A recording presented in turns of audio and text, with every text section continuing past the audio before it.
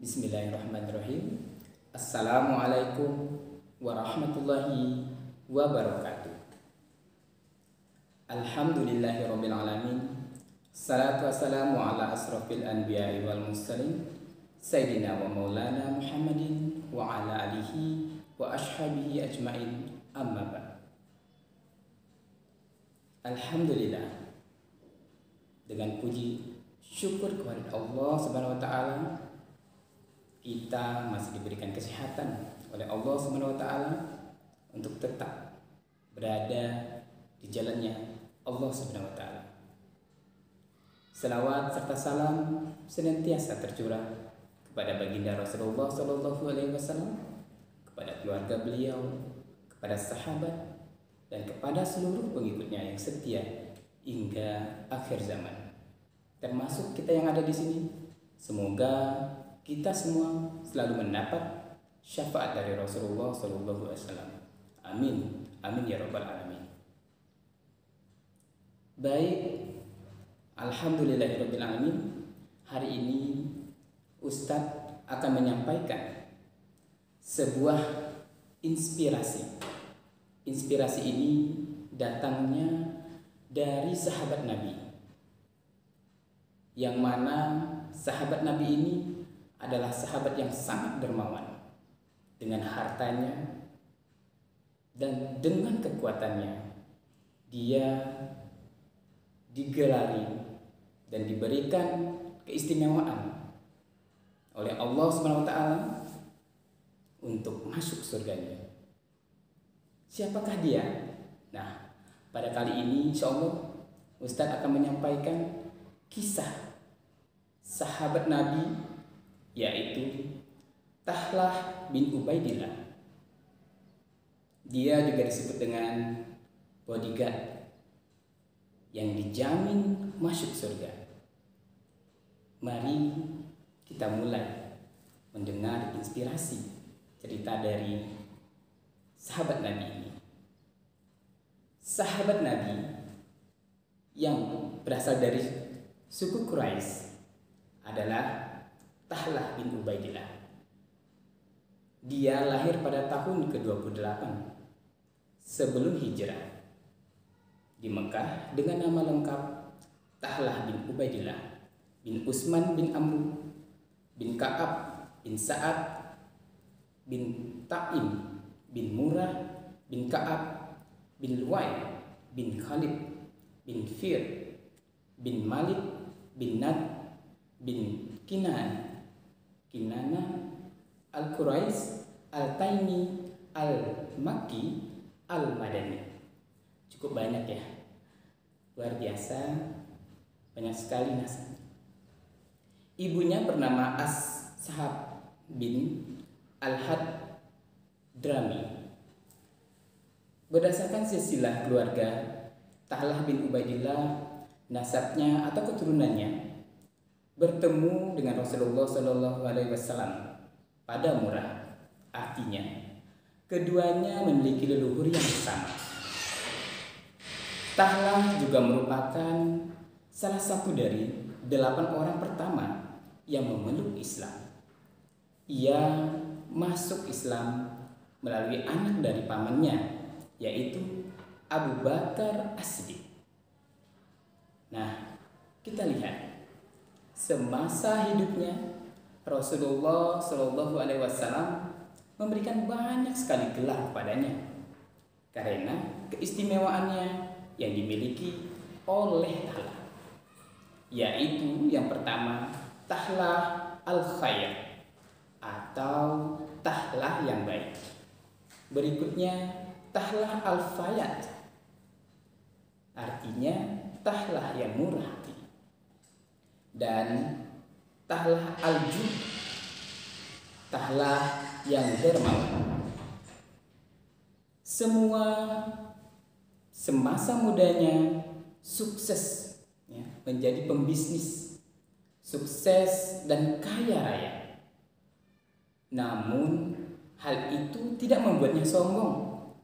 Justru ia merasa sedih dan pusing dengan harta yang dimilikinya.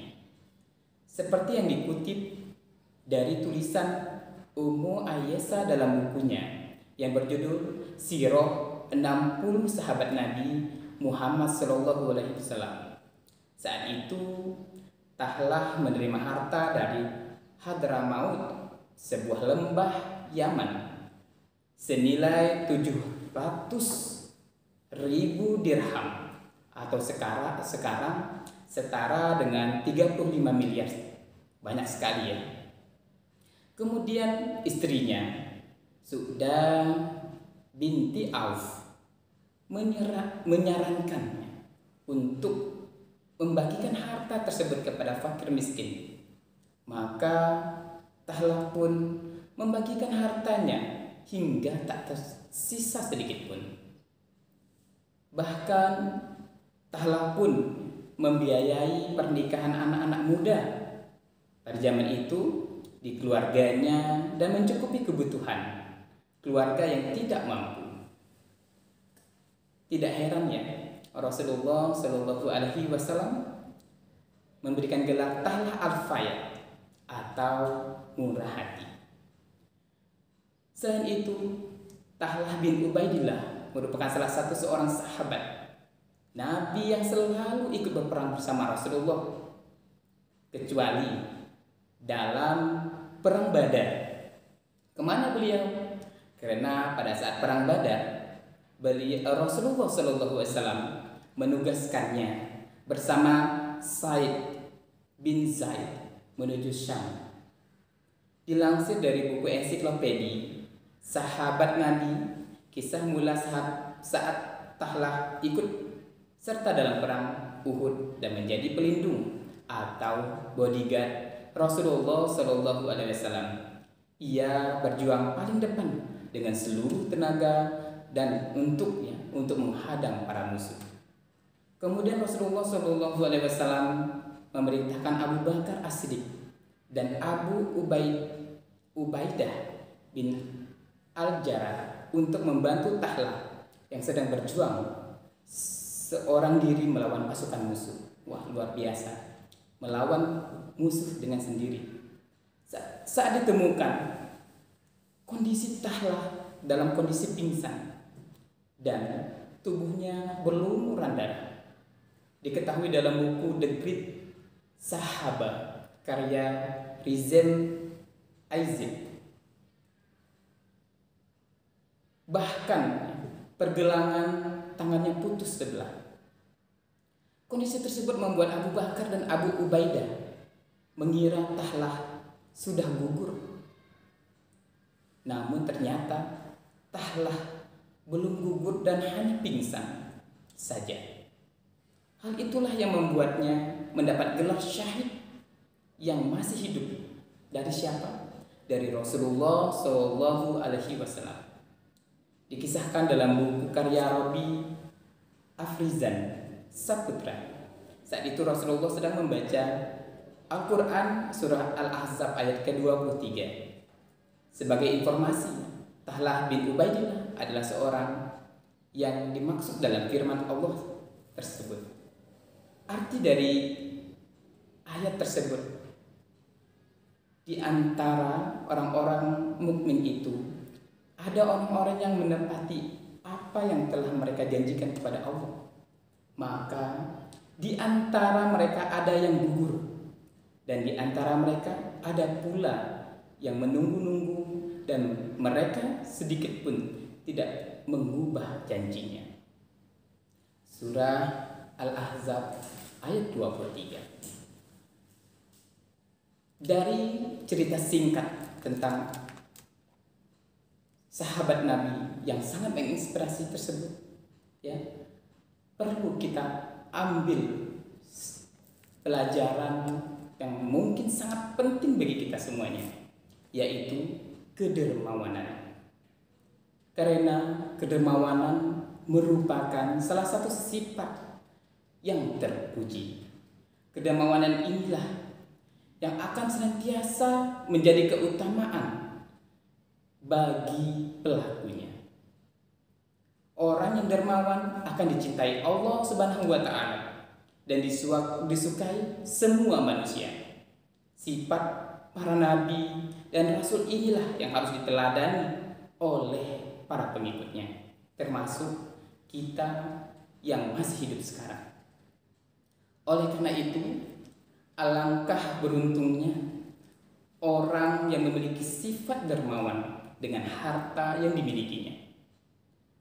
Mereka laksana tongkat bagi orang buta, bagaikan sumber mata air di gurun pasir untuk orang yang sedang dahaga, dan bak mentari yang selalu menyinari sebagai sumber kehidupan makhluk hidup. Selalu tanpa henti memberi dan menebar kebaikan dan kemanfaatan, karena semua apa yang kita miliki, rezeki, harta yang kita miliki, semua bersumber kepada Allah SWT. Semoga kita dapat mengambil pelajaran berharga dari cerita inspirasi sahabat Nabi yang bernama Talhah bin Ubaidillah. Demikian yang dapat saya sampaikan. Semoga menjadi inspirasi untuk kita semuanya, terkhusus bagi diri saya sendiri. Mohon maaf atas segala kekurangan.